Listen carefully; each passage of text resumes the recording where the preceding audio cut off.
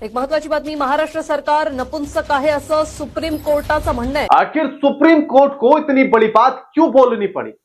Supreme court को क्यों कहना पड़ा कि महाराष्ट्र की सरकार नपुंसक है और वो कुछ नहीं कर सकती?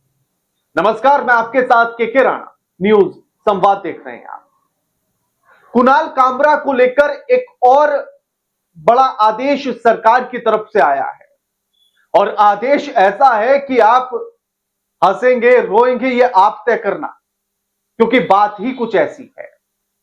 सरकार ने ये आदेश निकाला, महाराष्ट्र की पुलिस को ये कहा गया और महाराष्ट्र की पुलिस ने ये कहा कि जितने लोग कुणाल कामरा के उस शो में बैठे थे उन सब पर केस किया जाएगा, उन सबको नोटिस भेजा जाएगा।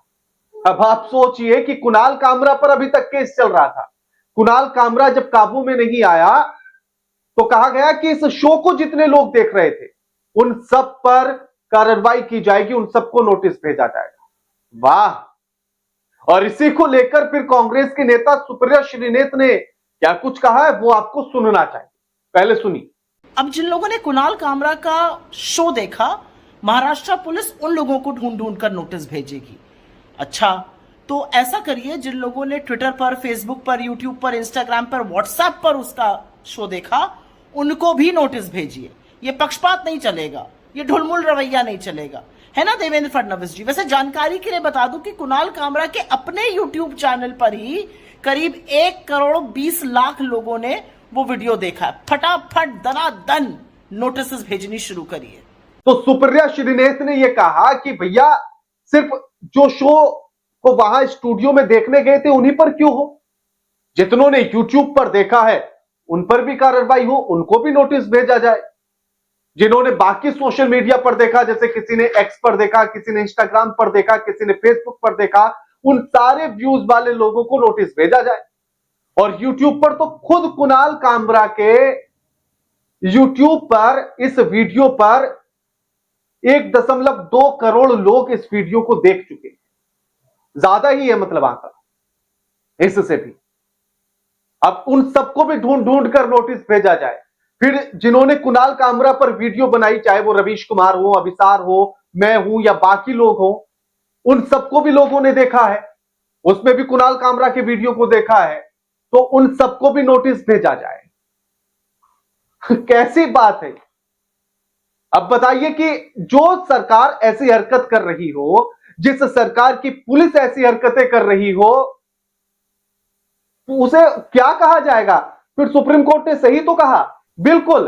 खैर, सुप्रीम कोर्ट ने अलग मुद्दे पर कहा है, वो मुद्दा भी आपको बताएंगे, लेकिन उससे पहले एक और सवाल है। सवाल यह है कि कुणाल कामरा के इस वीडियो पर इतना बवाल है, वो भी तब जब कुणाल कामरा ने किसी का नाम भी नहीं लिया, लेकिन फिर भी उसी के समर्थक आकर सामने खड़े हो गए। सबसे पहले तो ये राहत इंदौरी साहब का जरा किसी कवि सम्मेलन में उन्होंने ये बात कही थी, ये सुनिए उन्होंने क्या कहा। ये कह दिया था कि सरकार चोर है, तो दूसरे दिन पर मुझे बुला लिया गया। अफसर ने मुझसे पूछा कि आपने रात मुशायरे में ये कहा है कि सरकार चोर है।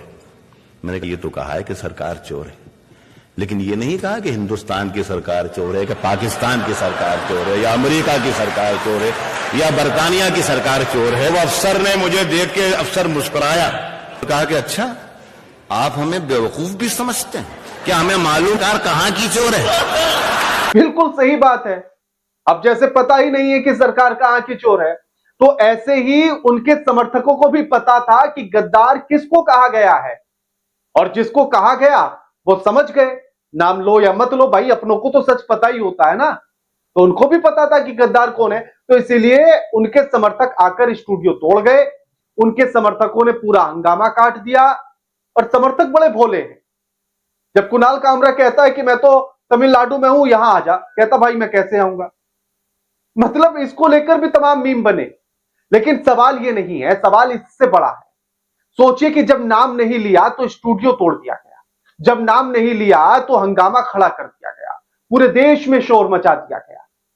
इन कवि को सुनिए जरा, सुदीप भोला नाम है इनका। ये तो नाम लेकर बोल रहे हैं अखिलेश यादव का, और सिर्फ अखिलेश यादव का नहीं, इनके तमाम ऐसी पैरोडी इन्होंने बनाई हैं जिसमें मायावती का नाम, अखिलेश यादव का नाम, राहुल गांधी का नाम और तमाम नेताओं का नाम ले लेकर सुनाया है। तो क्या उनके किसी भी समर्थक ने आकर इन पर हमला बोला? क्या उनके किसी भी समर्थक ने इन कवि साहब को जो है किसी भी तरह की सजा या कोई पुलिस इनको पकड़ने गई हो या इनके घर पर तोड़फोड़ की गई हो या जिस कवि सम्मेलन में आए थे उस कवि सम्मेलन को तहस नहस कर दिया गया हो, आयोजकों को किसी ने गाली दी हो? और ये तो एकदम ताजा है, अभी हाल ही का 2-4 दिन पहले का होगा या महीना भर पहले का होगा। तो क्या अखिलेश यादव की पार्टी के समर्थकों ने कुछ कहा इन्हें? सुनिए, यहां तो नाम लेकर सब कुछ बोला गया, तब भी कुछ नहीं कहा, क्योंकि भैया ये काव्य पाठ है। तो इतना तो व्यंग करने की छूट होनी चाहिए साहित्यकारों को, लेखकों को, कॉमेडियन को, कलाकार को, इतनी छूट तो मिले कि वो अपनी बात कह सके। याद कीजिएगा पुराना समय जब नेहरू के सामने बैठकर, नेहरू के सामने कभी उनको चीन से हार मिलने के बाद कितनी बड़ी बात कह गए थे। कुमार विश्वास ने कई बार उन बातों का जिक्र किया है। ये कवि न जाने कितने लोगों को, कितने राजनेताओं पर कितनी इस तरह की पैरोडी अपनी सुना चुके हैं। लेकिन कुणाल कामरा ने किसी पर कुछ गीत लिख दिया तो बवाल कट गया पूरे देश में। अब जहां इस तरह के राजनेता हो, इस तरह के नेता हो कि जो कॉमेडी तक नहीं झेल सकते हो, तो वहां की सरकार को सुप्रीम कोर्ट यही बोलेगी। और ये बात किस बात पर बोली वो भी आपको बता दें। हिंदुओं की रैली निकलनी थी और उस रैली की वजह से ही जो है हिंदू जन आक्रोश रैली को लेकर ये पूरा मामला चल रहा था और इसमें दोनों पक्ष अपनी अपनी बातें रख रहे थे।